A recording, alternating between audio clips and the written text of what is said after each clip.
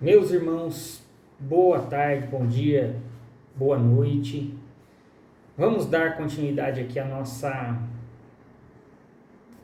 exposição acerca do plano da salvação. Vocês viram ali três primeiros vídeos, né? Um que é uma introdução e depois a gente já entra no aspecto da criação e depois o aspecto da queda. Plano de salvação é esse plano completo de Deus que visa trazer, restaurar, renovar a sua criação. Então, dentro desse plano da salvação, a gente tem alguns temas. Os principais deles são 4, que podem ser aí detalhados em mais alguns dentro desses principais, que é criação, queda, redenção e consumação. Tá? Criação, queda, redenção e consumação. Então, a criação fala a respeito de toda a obra de Deus, dos propósitos de Deus com a sua criação e o que é importante da criação para nós ainda hoje. Ela é a forma como nós interpretamos a nossa realidade. Tudo bem? Depois a queda, então Deus criou tudo muito bom, como ele diz no versículo 31 do capítulo 1 de Gênesis, né? Deixa eu só confirmar. Isso, viu Deus tudo quanto fizera e eis que era muito bom. Houve tarde de manhã o 6º dia. Então Deus cria as coisas e ele cria tudo muito bom. Muito bom depois de uma sequência de diversos bons que a gente vê no texto, que simboliza uma plena harmonia.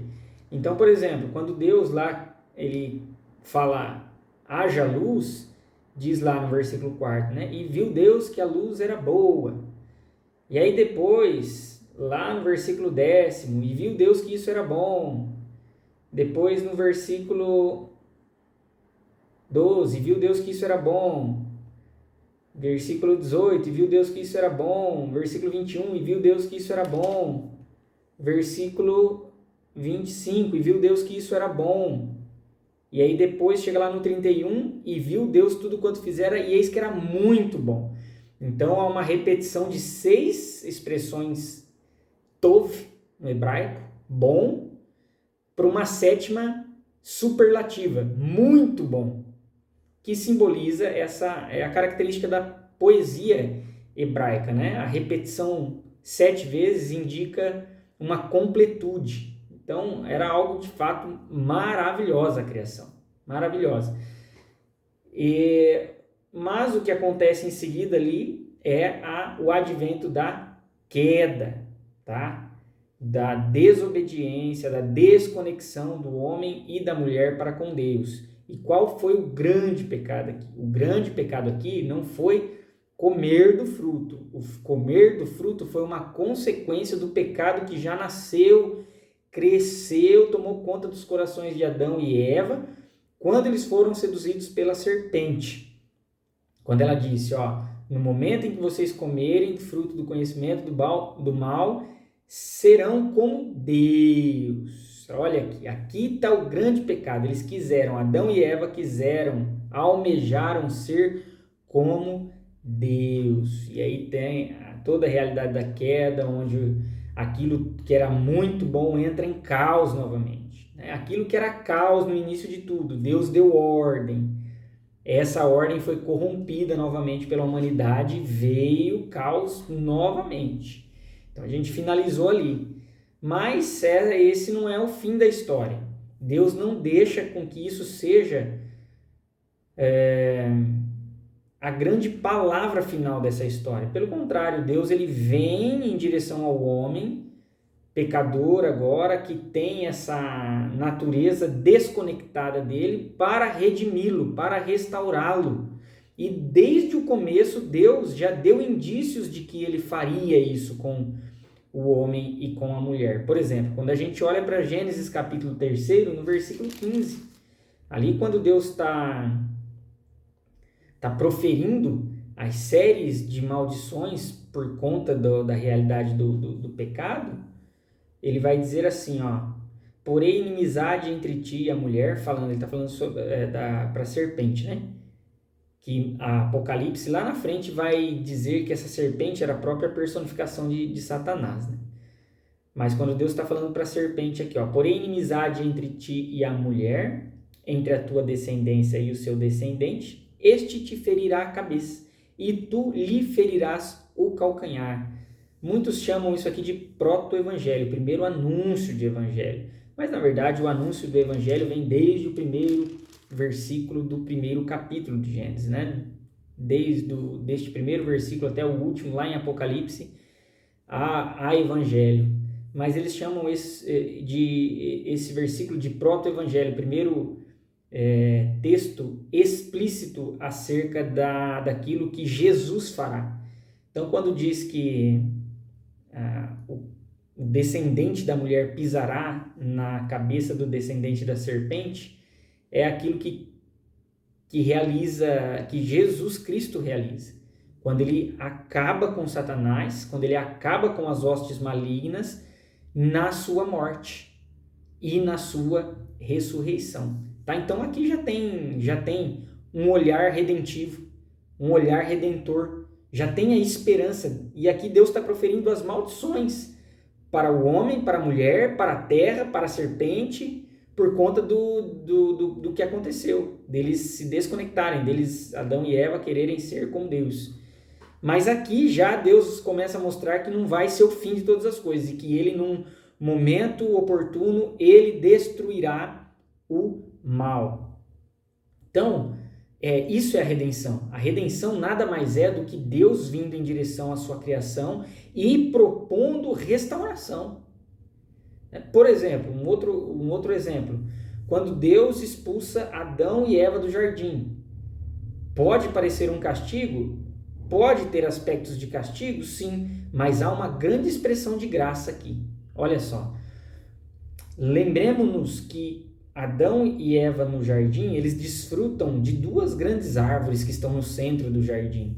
A árvore do conhecimento do bem e do mal, que eles comeram, e a árvore da vida, que faria com que a vida deles fossem preservadas enquanto eles ali estivessem. Pensem comigo.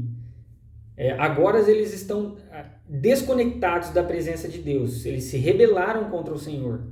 Quando eles se rebelam contra o Senhor, a natureza deles se corrompem e eles se tornam malditos, né? Deus profere maldições.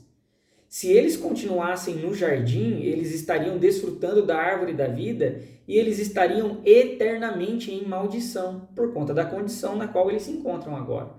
Então, quando Deus os expulsa da presença da árvore da vida e eles agora vão desfrutar, né? Vão ter como consequência a própria morte natural, isso é uma expressão de graça, porque pela morte natural poderá vir a salvação. E isso é maluco, né? Mas não é isso que acontece em Cristo Jesus.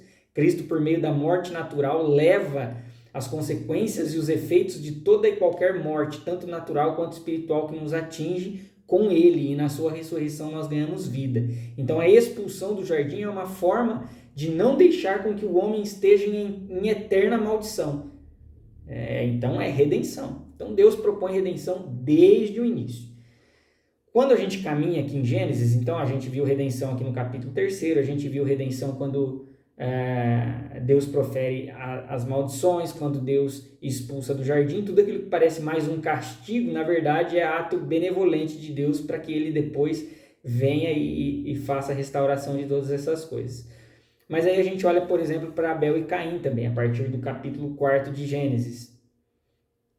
E parece uma história também de tragédia. Não deixa de ser tragédia, mas olha como ela aponta também para uma redenção. Caim mata Abel, né, pelos motivos que estão descritos ali. Ele oferece um culto que Deus não pediu. Ele oferece um sacrifício que Deus não pediu.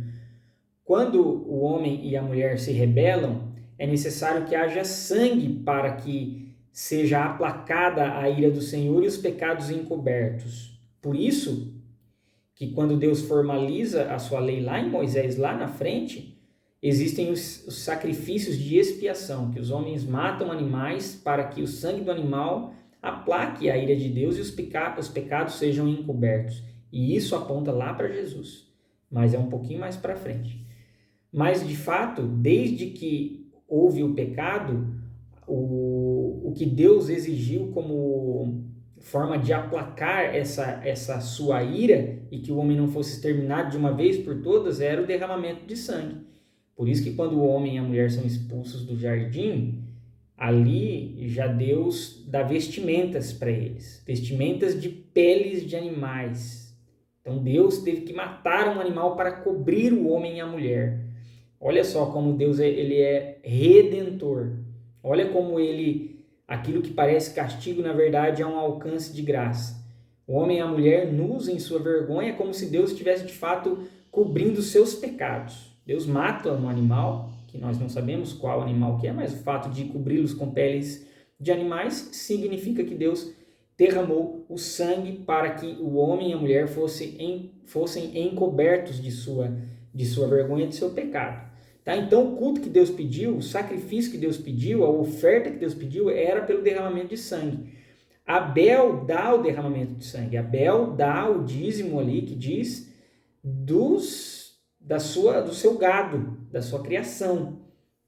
Caim oferece as primícias, mas as primícias de algo que Deus não pediu, que eram as primícias do campo. Então, por isso que o texto diz que antes de Deus se desagradar da oferta de Caim, se desagradou do coração de Caim. Da mesma forma com Abel. Antes de Deus se agradar da oferta de Abel, ele se agradou do coração de Abel. Então, na verdade, o sacrifício e os dízimos que foram ofertados por Caim é uma consequência de um coração que já havia se corrompido, que já queria oferecer o que ele gostaria e não aquilo que Deus pediu. Enfim, e aí há o assassinato, primeiro assassinato. Caim assassina Abel, Deus vem conversar ali com Caim e diz: o que fizeste? E ainda ele ironiza com Deus: sou tutor do meu irmão? Pergunta para ele. E aí Deus diz: o sangue do seu irmão clama da terra por mim. O que eu quero enfatizar aqui? Aonde que está a esperança aqui na morte de Abel? Aonde que está a esperança? Na verdade, a esperança está no nascimento de Sete. Sete, olha aqui, o simbolismo. O nome Sete reflete essa plenitude. Então, é um nascimento sobrepondo a morte. É a completude da vida sobrepondo a morte de Abel. Diz que Sete foi o descendente que substitui ali Abel. Obviamente que não substitui na dignidade, na integridade humana. Cada vida tem o seu valor, mas substitui na questão conceitual de que Deus está dizendo aqui, o que eu tenho proposto para a humanidade é vida e não morte. E aí depois a gente segue lá para agora já o anúncio do dilúvio, né? E Deus chamando um homem chamado Noé. Então Noé, que era um homem reto diante do Senhor. Reto não significa perfeito. Reto é porque ele tinha o coração voltado para Deus. Não significa que é perfeito, até porque lá no capítulo 9, versículo 21, diz que Noé se embriagou, né? Depois dele ter descido ali da arca. Então Noé não é perfeito. Noé não é o último exemplo a ser seguido. O grande exemplo sempre a ser seguido é Jesus. Nenhuma personagem bíblica, desde o início até o final, é digna de nós olharmos e termos ela como grande exemplo. Não, é sempre Cristo Jesus. Todas as personagens apontam para ele, porque ele é perfeito na imperfeição de todas as outras. Tá? O fato é que agora haverá um dilúvio. E por que haverá o dilúvio? Porque houve uma grande corrupção no gênero humano. E aí Deus chama Noé para que por meio dele haja uma destruição. Não. A gente pensa em destruição quando a gente fala em dilúvio, né? Mas na verdade Deus está propondo uma renovação, uma restauração. Se Deus quisesse destruir, ele não tinha chamado nem Noé e havia destruído tudo e acabado de uma vez por todas.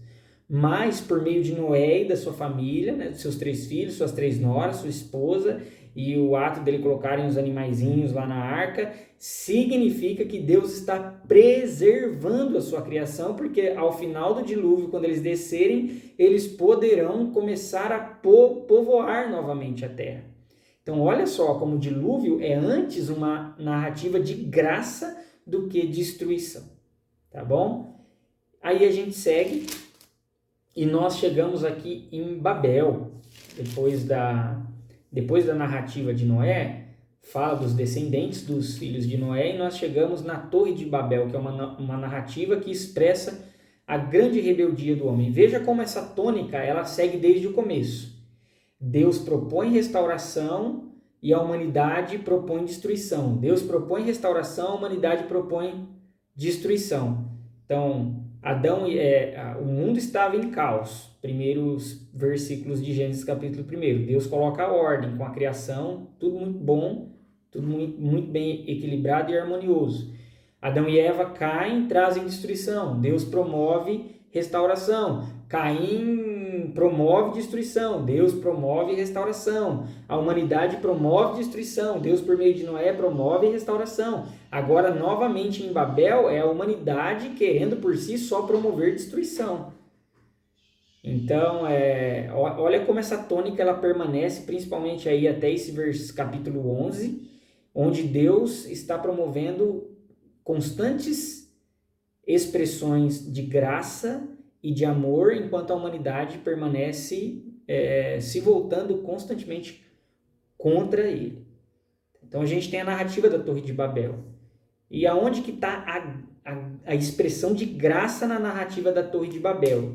Porque se a gente olhar ali, o que é a expressão de graça? É Deus dispersá-los, expulsá-los? Também. Mas, na verdade, a grande expressão de graça está ali a partir do versículo 10º, onde fala dos descendentes de Sem. Aonde que está a expressão de graça? Que Sem é um dos filhos de Noé. Sem, Cam e Jafé. Sem é aquele filho de Noé do qual virá a descendência de Abraão. A descendência da qual será formado o povo de Israel, o povo hebreu. A descendência da qual virá o rei Davi, descendência da qual virá o grande rei Jesus. Então veja, porque de 3 filhos, a descendência de Sem vem logo depois de uma narrativa de rebeldia plena. A Torre de Babel, não nos enganemos, a Torre de Babel é a expressão da máxima rebeldia contra Deus. Quando nós olhamos para a Torre de Babel, a criação dessa torre, que é um zigurate, a torre é um zigurate, era uma construção antiga que visava oferecer sacrifício aos deuses. Então, quando o povo quer construir um zigurate, uma torre, significa que eles querem conectar-se com outros deuses. Não que eles existam, mas havia esse mito, quase derrubei tudo aqui, essa narrativa. Então, Torre de Babel é a expressão da plena idolatria do homem. O homem esqueceu de Deus mesmo. Veja que há algumas questões aqui que mostram que o homem havia se esquecido mesmo de Deus. O fato deles partirem do Oriente, porque no Oriente era onde estava o lugar que Deus havia estipulado, ali o Éden e tudo. Então, aqui no texto bíblico, nessa poesia, quando eles partem do Oriente para uma outra direção, é como se eles estivessem se afastando mesmo de Deus. Quando eles querem se juntar, quando eles dizem assim, tornemos o nosso nome célebre para que não nos espalhemos por toda a terra, qual foi a ordem de Deus lá, Adão e Eva? Multipliquem-se, povoem a terra. Foi para os animais, mas também para a humanidade. Aqui, veja como é completamente contrário ao que Deus havia proposto. Eles estão dizendo, Deus disse, espalhem-se. E eles estão dizendo, vamos nos unir. Por isso que depois vem Deus e espalha, porque esse foi o propósito inicial de Deus. Então, a construção da Torre de Babel é a expressão da idolatria do homem.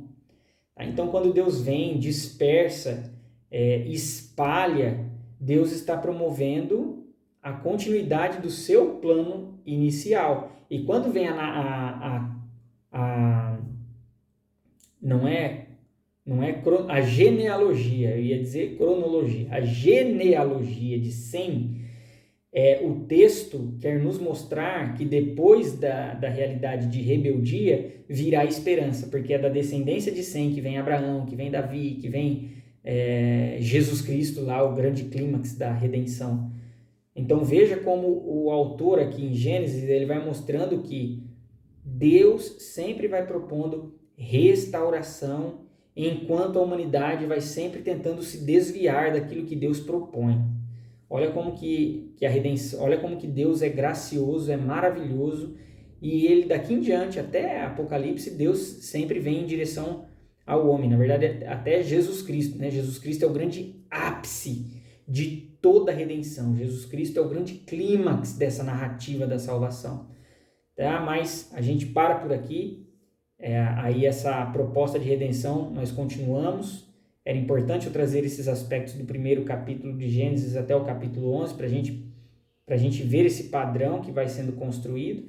E daqui em diante é assim, é o homem na sua confusão, é o homem nos seus desvios, na sua natureza corrompida, sendo alvo do alcance de Deus e Deus trabalhando nesse homem confuso, muitas vezes com falta de caráter. Deus tem que moldar o caráter e tudo mais, para que o seu plano redentivo continue e para que ele, de fato, ganhe a sua expressão máxima em Cristo Jesus. Beleza, meus queridos irmãos e irmãs? Que Jesus abençoe a vida de cada um e até a próxima aula.